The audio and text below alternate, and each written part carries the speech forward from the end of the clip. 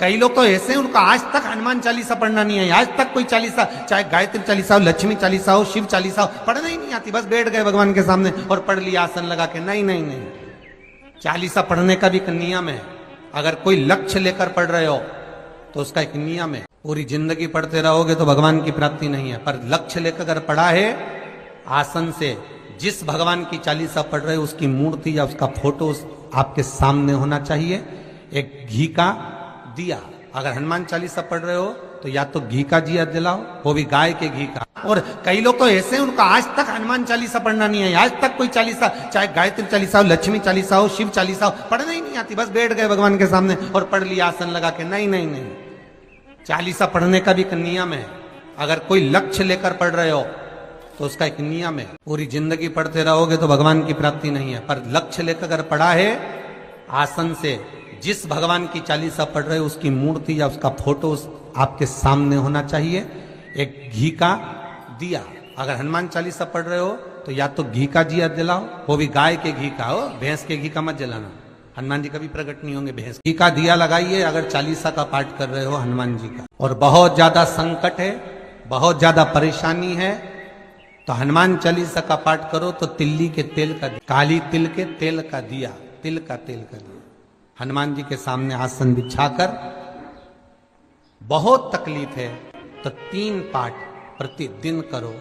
और एक आसन से जितने समय, 9 बजे अगर आप बैठते हो पाठ करने तो 9 बजे ही बैठ, 11 दिन तक प्रतिदिन 3 पाठ रोज करो।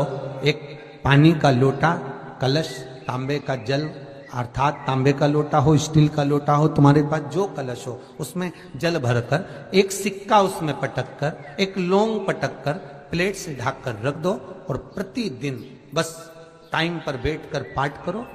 11 दिन पूर्ण होंगे, जिस कामना से आपने पाठ करा है बस वो सिक्का, वो लौंग कलश में से निकाल लो, जल का आचमन करो और जिस काम के लिए करा है वो जल उस प्रयोग में, किसी से बात करने जाना है तो वो जल पी कर जाइए, कोई से हाथ मिलाना है तो वो सिक्का, वो लौंग अपने। कई लोग कहते हैं हम तो बहुत दिनों से हनुमान चालीसा पढ़ रहे हैं, हम बहुत समय से राम रक्षा स्तोत्र का पाठ कर रहे हैं, हम बहुत समय से ये कर, अरे तो उसको नियम से तो करो। हनुमान चालीसा का प्रागट्य केवल एक दिल से की गई स्तुति, हनुमान जी महाराज की स्तुति, राम जी महाराज की स्तुति तुलसीदास जी ने केवल दिल से करी थी, केवल मन से। और ये नहीं कहते कि हनुमान चालीसा पढ़ोगे तभी भगवान, नहीं नहीं, आप दिल से अगर भगवान को पुकार लीजिए, आप दिल से पुकारो उसको, वो आएगा। नियम है महाराज, बहुत ध्यान दीजिएगा। पंचमुखी हनुमान का एक स्मरण, पंचमुखी हनुमान का एक भाव। महाराज जैसे बहुत ज्यादा तकलीफ अगर व्यक्ति को हो गई है, बहुत कष्टमय जीवन चल रहा है, हार गए हर जगह से और तकलीफमय जीवन चल रहा है, तो पंचमुखी हनुमान का एक शिव महापुराण का और स्कंद पुराण का एक बड़ा सुंदर मंत्र है। उस मंत्र को आप सब एक बार हमारे साथ में बोलें। ओम नमो हनुमते रुद्र अवताराय सर्व शत्रु संहारणाय सर्व रोग हराय सर्व वशीकरणाय रामदूताय स्वाहा। बस इस मंत्र को हाथ में काली तिल लेकर, एक जौ लेकर और गूगल लेकर, थोड़ा सा उसमें गाय का घी डालकर, कंडे को या अग्नि को जलाकर इस मंत्र का 11 बार 21 बार जाप कर कर अपनी कामना कर कर छोड़ दीजिए। कैसा भी रोग हो, बीमारी हो, कष्ट हो, दुख हो, तकलीफ हो, 21 दिन के अंदर वो आनंद आना प्रारंभ कर देता है। इस मंत्र, स्कंद पुराण का, शिव महापुराण का ये मंत्र मूल पंचमुखी हनुमान। और एक और चीज याद रखिए महाराज, यदि कोई काम के लिए जा रहे हो, कोई व्यापार के लिए जा रहे हो या नौकरी करने के लिए जा रहे हो और लगी नहीं रही, बहुत तकलीफ पा रहे हो, सर्विस ही नहीं लग रही, बहुत कष्टमय हो गया, तो निवेदन करूंगा 5 पीपल के पत्ते पर बेसन के 5 लड्डू घर में बने हुए, गाय के घी के 5 लड्डू रख लो, उस लड्डू के बीचों बीच एक आटे का दिया और उसमें तिल्ली का तेल डालकर इसी मंत्र का प्रयोग कर कर पंचमुखी हनुमान का किसी भी हनुमान के मंदिर में जाकर, दक्षिण मुखी हनुमान के मंदिर में जाकर उसको रख कर आ जाइए। इसके बाद आप उस काम के लिए जाइए, आपका काम सफल हो जाएगा। आपको किसी को नहीं कहना पड़ेगा कि हाथ जोड़ना नहीं पड़ेंगे, किसी के पांव नहीं पड़ना पड़ेंगे, तुरंत काम होगा। बस इस मंत्र का स्मरण कर कर पंचमुखी हनुमान का भूतेश्वर जो मंत्र है वो सुख देने वाला, आनंद देने वाला, सहज नहीं महाराज, सुख की खान है, आनंद की दुनिया में। महाराज आप कोई बहुत बड़ा काम करने जा रहे हो, बहुत बड़ा यज्ञ अनुष्ठान, विवाह, शादी आदि आदि फंक्शन करने जा रहे हो, 4 दिन 8 दिन के लिए आप घर से बाहर जा रहे हो और आपको लगता है कि घर में ताला कैसे लगाएं, तो निवेदन है एक तांबे के कलश में जल भर लीजिए और जल भरकर उसमें थोड़ी सी काली तिल डाल दीजिए, भूतेश्वर शिव का नाम लेकर। कौन से शिव का? भूतेश्वर, शमशानवासी भूतेश्वर शिव का नाम लेकर काली तिल डाल दीजिए, कलश को प्लेट से ढक दीजिए, घर के किसी भी भाग में उसको रख दीजिए। उसके बाद आप चले जाए। किसी की सामर्थ्यता नहीं है कि उस घर में कोई पांव रखे, किसी की सामर्थ्यता नहीं है।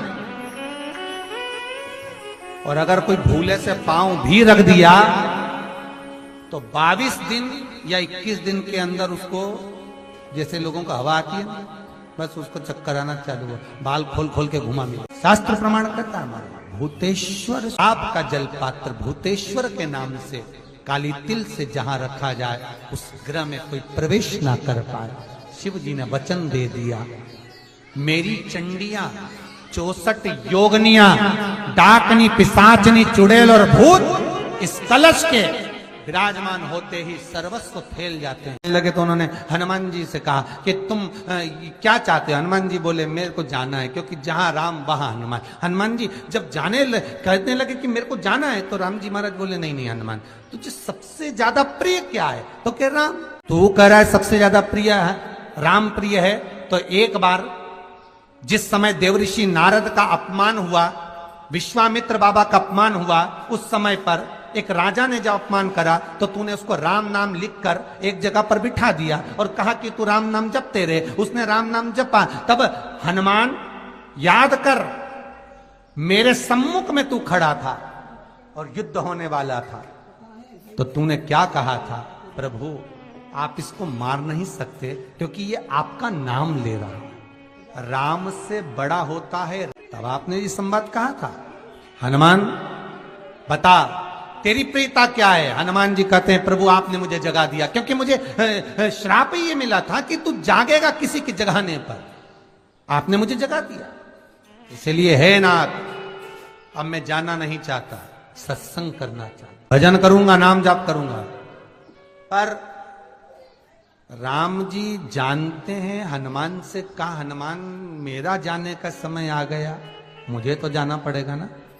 सीता पृथ्वी में चली गई, मुझे भी जाना है, मैं सरयू के जल में अपने प्राणों को त्यागूंगा, मानव का शरीर है इसको त्यागना तो पड़ेगा ना हनुमान। हनुमान जी बोले तो त्यागने में क्या दिक्कत है, त्यागो आप तो। पर दिक्कत एक बहुत बड़ी है। तो राम जी ने जैसी कहा दिक्कत बहुत बड़ी है, तो हनुमान जी पूछे ऐसी कौन सी दिक्कत है?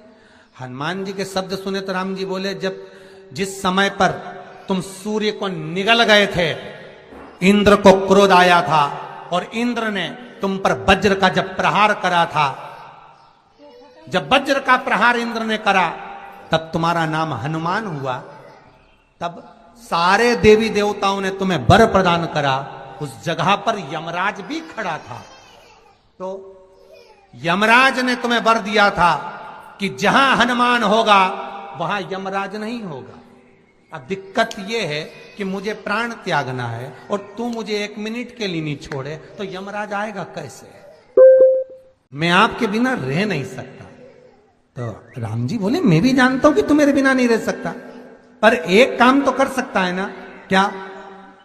मैं अगर कोई काम बताऊंगा तो तू करेगा कि नहीं करेगा? हनुमान जी बोले आपका काम और मैं ना करूं, ऐसा कभी हुआ है? अब वो कौन सा काम था? बोलो रे भाई। हनुमान जी को कहां काम पर लगाया राम जी ने? किस जगह पर काम पर लगाया? अरे सभी ने रामचरितमानस सुनी है, खूब सुनी, जल्दी बताओ। राम जी महाराज ने प्राण त्यागते समय, सरयू जी में प्राणों को देते समय डाल दिया और हनुमान से कहा जा जरा ढूंढ के लेके आ, मैं अभी घूम कर आया। और हनुमान जी तलातल रसातल भूमि के नीचे पताल में चले गए उस मुद्रिका को ढूंढने के लिए जिस पे राम लिखा है। और हनुमान जी पूछते भी जा रहे राम कहाँ है, राम की मुद्रिका पड़ी थी, राम की अंगूठी है। अब राम का ही सत्संग करते करते जा रहे और राम जी चले गए सरयू। क्योंकि हनुमान अगर होगा तो यमराज नहीं आ सकता, हनुमान को यहां से हटाना पड़ेगा तब यमराज लेने के लिए आ सकता, तब यम आए। और क्योंकि यम अपने नियम को धारण करेगा, चाहे कृष्ण हो चाहे राम। वही बात फिर याद कर लीजिए, अच्छा कर्म करिए, कर्म का दंड तो भगवान को भी भोगना पड़ता है। अगर कोई अदालत में केस चल रहा है, बहुत बड़ी समस्या में आप पड़ गए, बहुत बड़ा टेंशन बिल्कुल आकर खड़ा हो गया है, तो चंदन, एक लाल चंदन बाजार में मिलता है, पूजन वालों के यहां पूछना, लाल चंदन आता है। वो लाल चंदन को घिस कर उसमें थोड़ा सा तिल्ली का तेल डालकर महाराज हाथ में चंदन को लेकर शिवलिंग पर लगाएं और बड़ के पेड़ के नीचे, बड़ के जड़ में जाकर बटकेश्वर महादेव का नाम लेकर उस चंदन को लगाएं। उसी चंदन का हाथ किसी रुमाल पर लगा लीजिए और उस रुमाल को जेब में रखकर कोई बहुत ज्यादा दिक्कत और परेशानी है उस स्थान पर उसको लेकर बैठ जाइए, मन को भी शांति होगी, कार्य भी सफल होगा और सफलता प्राप्त होगी। बस तुम रुका जी का नाम का उसमें स्मरण करना है, कोई सहज नाम नहीं है। फिर निवेदन करूंगा, नारी अगर बच्चे को जन्म देती है और बच्चा 4 महीना 6 महीने तक गर्भ में रहता है, उसके बाद अवर्षण हो जाता है, तो एक नरियल पर, श्रीफल पर स्त्री के हाइट की मोली, मोली मतलब नाड़ा जो हाथ में बांधते हैं लच्छा, उसको नाप लीजिए और तुमरुका जी का नाम लेकर उस नरियल पर लपेट कर अपना नाम और गोत्र बोलकर शंकर जी के शिवलिंग के पास में जो जलाधारी होती है चारों तरफ शिवलिंग के पास में वहां रख दीजिए। शिव के शिवलिंग का स्पर्श करिए, एक बेलपत्र उठाकर मंदिर की चौखट पर खा लो तुमरुका जी का नाम लेकर। महाराज होने वाला जो बच्चा है वो पूर्ण होगा, बीच में अवर्षण नहीं होगा, बच्चा समाप्त नहीं होगा महाराज, और स्वस्थ उत्पन्न होगा। ये तुमरुका जी का नाम जीवन में सुख की अनुभूति कराने वाला, आनंद की अनुभूति कराने, सहज नहीं है। शंकर का अनुमोदन, शिव का स्मरण, स्वयं शंकर और पार्वती भगवान आनंद के साथ में चलते। और कई ऐसी हैं जिन्होंने बांधी और तो नहीं हुई है, तो उसके लिए भी ध्यान रखिए। 18 साल हो जाए, कई माताएं कहती है गुरुजी हमने सफेद आंकड़े की जड़ बांधी और मान लो संतान हुई। और कई ऐसी हैं जिन्होंने बांधी और तो नहीं हुई है, तो उसके लिए भी ध्यान रखिएगा। 18 साल हो जाए, 17 साल हो जाए, 10 साल हो जाए, 12 साल हो जाए और घर में बच्चा नहीं है, संतान नहीं है, तो प्रयास करना सफेद आंकड़े की जड़ को लेना, तुमरुका जी का नाम लेकर 21 बार शिवलिंग पे से घुमाना, रजस्वला धर्म के 7वें दिन कमर पर बांध लेना और उसी दिन से एक पीपल का पत्ता मंगवाना, शंकर भगवान पर चढ़वाना और पीपल के पत्ते को गौ माता के दूध में उसको उकलवाना।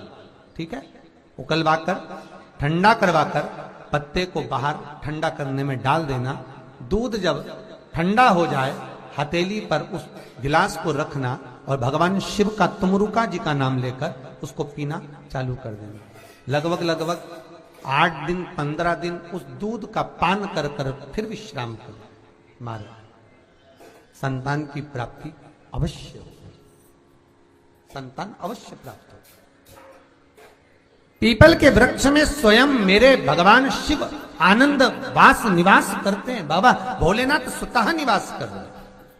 केवल एक पीपल के वृक्ष में कितना सुंदर लिखा पद्म पुराण में कि 52,000 ब्राह्मण का एक साथ निवास पीपल के वृक्ष में होता है, एक साथ